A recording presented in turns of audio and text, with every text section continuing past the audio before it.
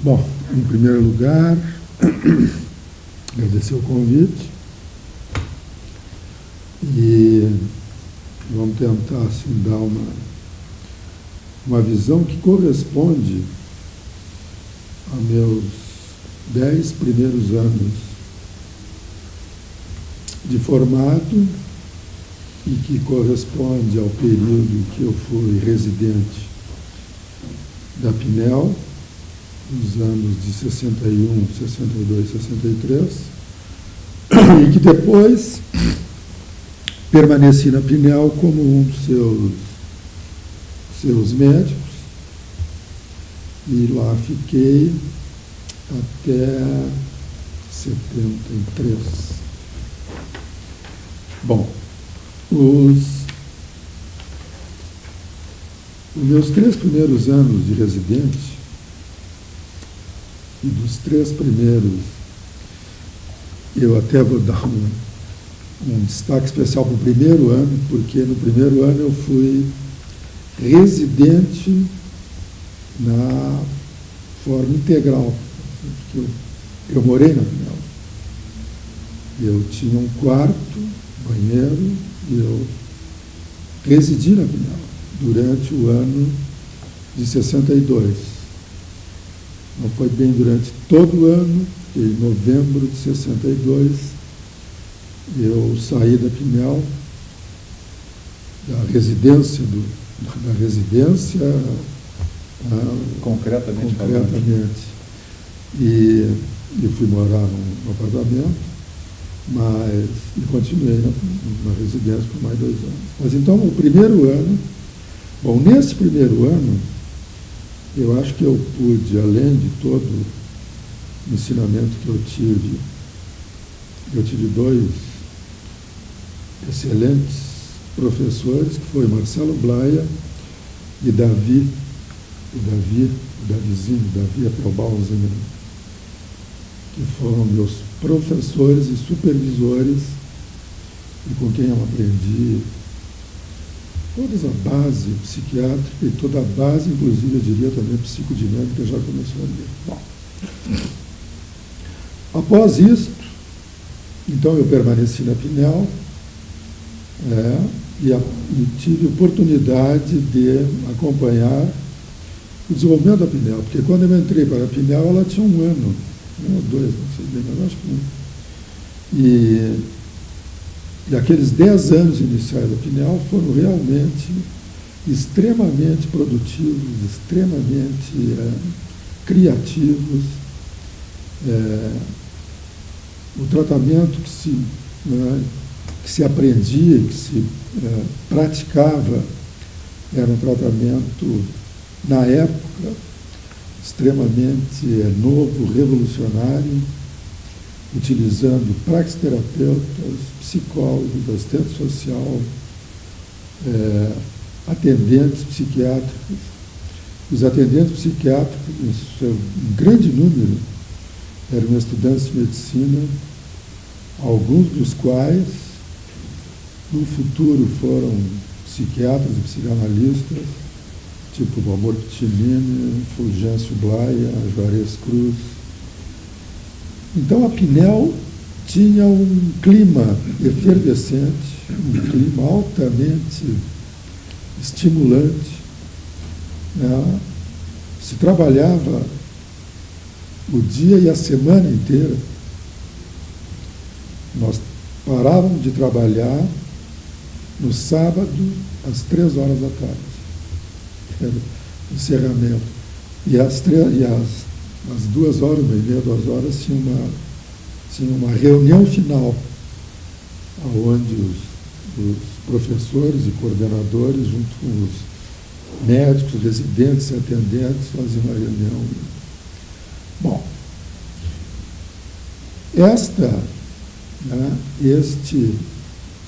este clima todo é que, de certa maneira, eu e o Davi levamos em 1965 para Fortaleza. E aqui vem, então, esse evento de Fortaleza, que foi que foi, vamos dizer assim,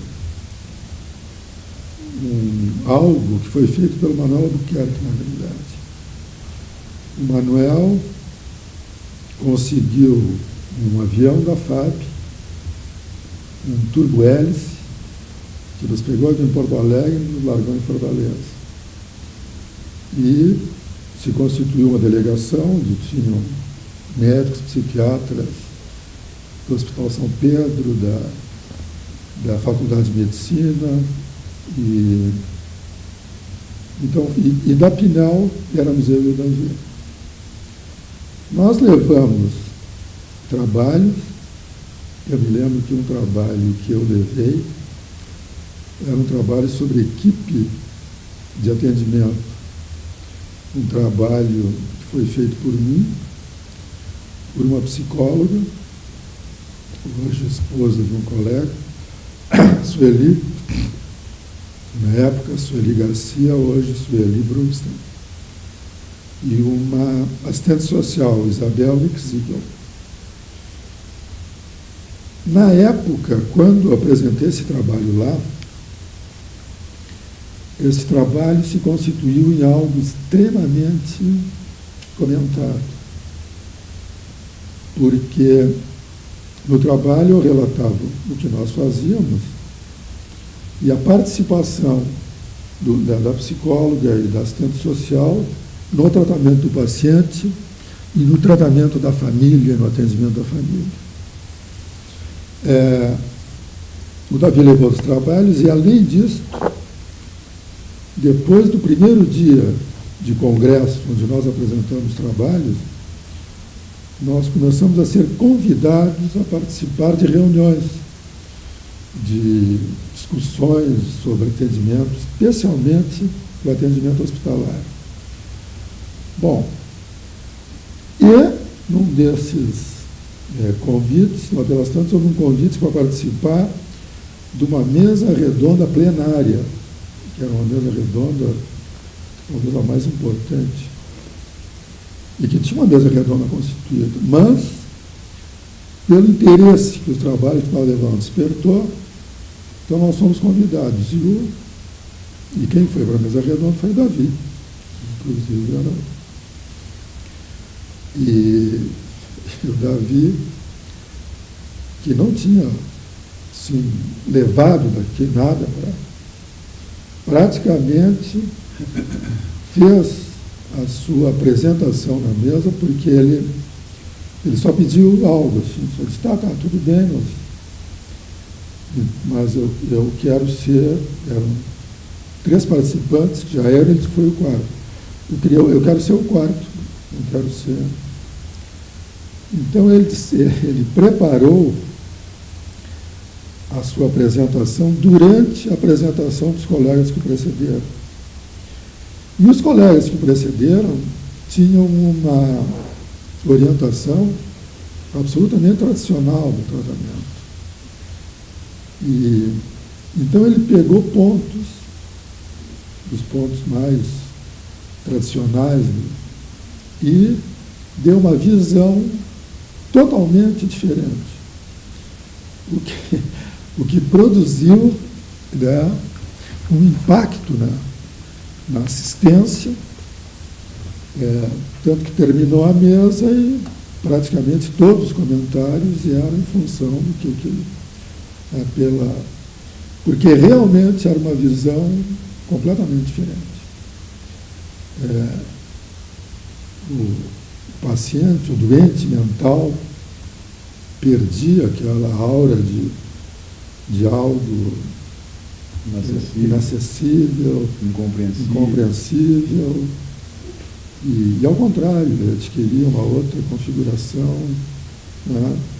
Toda aproximação do paciente era no sentido de tentar compreendê-lo e basicamente, o primeiro ponto era considerá-lo uma pessoa como qualquer outra, que estava ali com um problema, enfim, alguma coisa diferente, mas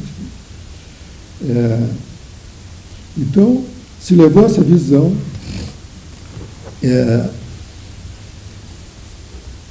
E, bom, a consequência disto foi que nos anos, já nos meses posteriores, mas nos anos seguintes, houve uma, para dizer assim, uma migração do Nordeste e do centro do país também.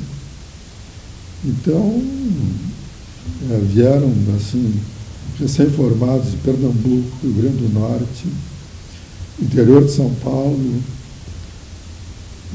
alguns que inclusive ficaram aqui, por exemplo, nós temos uma analista de data na Sociedade Psicanalística de Porto Alegre, que veio fazer residência em Porto Alegre e ficou em Porto Alegre, a Marlene. Na época Silveira, hoje Araújo. E hoje temos lá no Rio Grande do Norte, nós temos colegas que fizeram formação aqui. Enfim, a Pinhal se tornou um polo, né, de ensino da psiquiatria e de um ensino baseado basicamente nos conceitos psicodinâmicos. Quando Marcelo Blaia voltou dos Estados Unidos, da sua formação em Topeka, ele fez uma tese para livre docência sobre os aspectos psicodinâmicos do tratamento hospitalar psiquiátrico. E que depois ele utilizou na prática quando a Pinhal começou a funcionar. E todos os princípios que ele trouxe da clínica Menninger, de Topeka, ele aplicou aqui em Porto Alegre.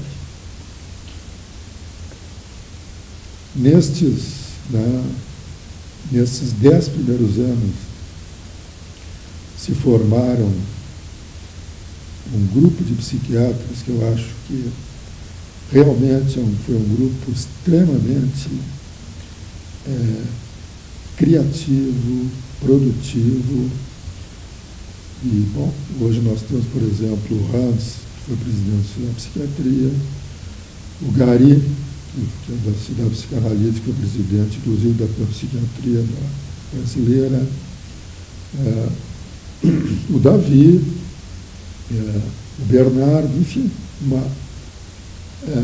um grupo de psiquiatras que se tornaram, depois do desenvolvimento dele, pessoas influentes, importantes dentro do movimento psiquiátrico do Rio Grande do Sul.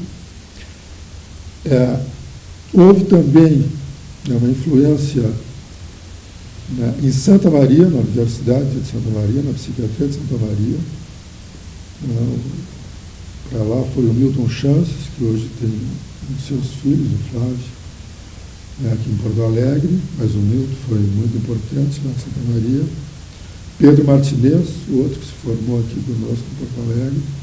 Enfim, foi algo que realmente teve uma importância que eu considero fundamental no desenvolvimento psiquiátrico do Rio Grande do Sul.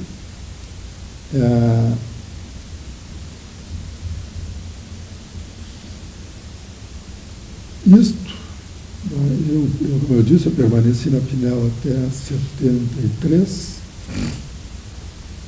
quando eu parei de trabalhar lá. E quando a Pinhal completou 40 anos, eu escrevi um artigo que foi a Clínica Pinhal, um tempo de sonho, onde eu, de maneira compacta, mais ou menos relato isso que agora eu falei aqui um pouco mais, e que no final eu digo que a Pinhal é algo que tem que ser ainda revista